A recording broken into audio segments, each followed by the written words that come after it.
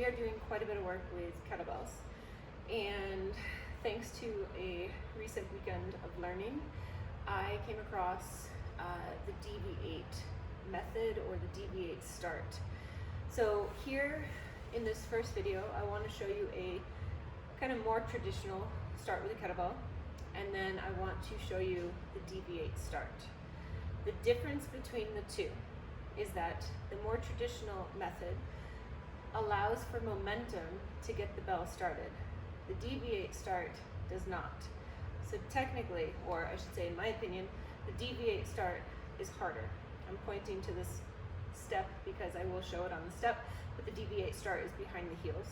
So let's get into that. I'll show you a traditional start, and mind you, all of these are available to you. I will be using the DV8 start in our programming. That doesn't mean that you can't do it this way, okay? But a traditional start with a kettlebell is out in front of you, pretty much the same stance, whether it's the traditional start or the DV8 start, meaning feet are wider than hip width, and you might have more of a toe turnout than what you're used to. The other important piece is that when you are in your start position, so when you're pulling from the ground, you're always pulling the shoulders higher than hips. Another important piece, whether you're doing the traditional or the DV8, is that the core is braced. You are generating, yes, from here a pull, but you are generating the stand from your hips, okay? So traditional start, reach out, grabbing the bell, pulling back, loading the hips, getting those shoulders higher than the hips. From here, pulling back and rocking from there. And then you can come right back, okay? You'll notice that I just dropped to almost a horizontal position. This is something that I need to work on quite a bit. I'm gonna go ahead and I'm gonna do 3 start stops just so you can see what this looks like.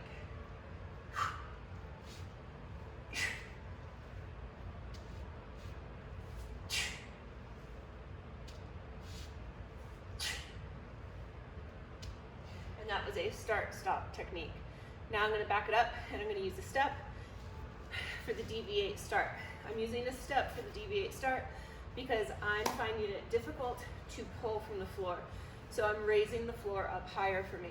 This step is different than the step that I use at home. What's nice about this one, if you've got this, is you can add risers or take them out as you get more and more used to this start. The step that I show in class is also a great step to use, as are yoga blocks. So I'll show a couple reps from the step, again, start-stop method, and then I'll pull the step out of the way and you can see it from the floor. Again, all with a start-stop. So I'll start from the step, go up, stop back on the step. With the DV8 start, toes are still out. We still have the same exact setup, except for now the bell is behind the heels. When we get into this lower position, what I like to do is reach through, grab, okay? Bell is currently flat to the box. And then when I set, I angle the bell, okay? So now part of the bell is actually, the bell is tilted, okay? It's also very important that you have your wedge. So your wedge is this right here. It is the closure of the back of the arm to the ribs. Lat engagement is really what that is, okay? So you grab, tilt, and now with a braced core, glutes on, shoulders back, head neutral, you're going to get to the top, park it. Pull it again, and park, and park, okay?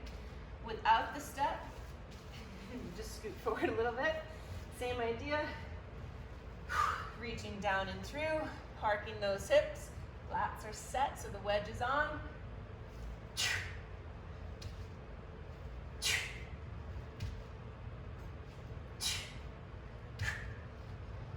And there we have 3 different, really 2 different starts here with the DV8 start, ways of getting the kettlebell off the ground. Now keep in mind, that was all to a kettlebell swing. There are other movements that we will go over in the following videos.